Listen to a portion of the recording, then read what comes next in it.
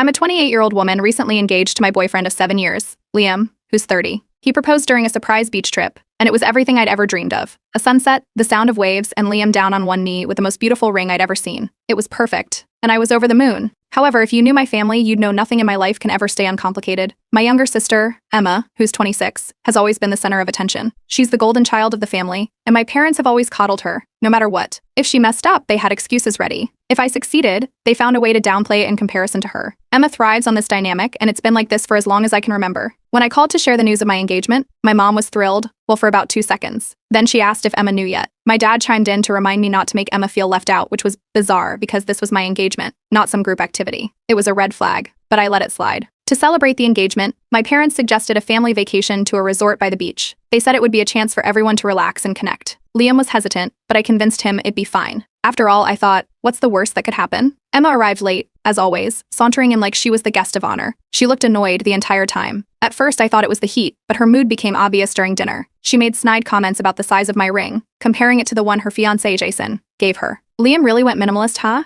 She said, laughing. Jason looked uncomfortable, but nobody said anything. It was classic Emma. She'd always find a way to ruin the moment without being outright confrontational. The next day, we decided to take some family photos by the water. My mom wanted a picture of me and Emma together, holding hands, and I reluctantly agreed. Emma grabbed my hand and made a show of admiring the ring.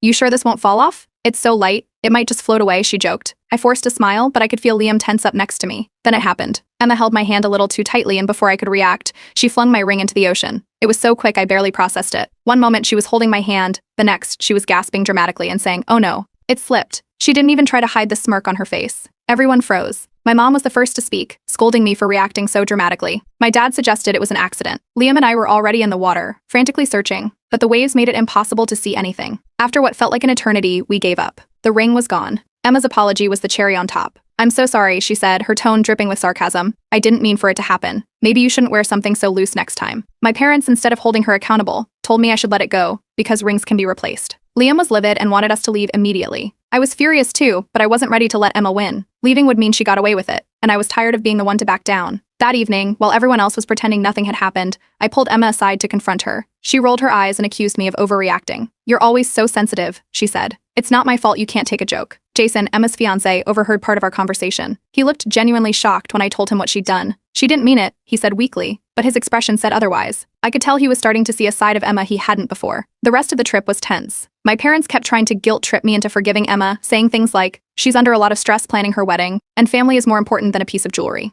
Liam stayed by my side, encouraging me to stand my ground. By the end of the trip, I knew this wasn't something I could just brush off. Emma had gone too far, and my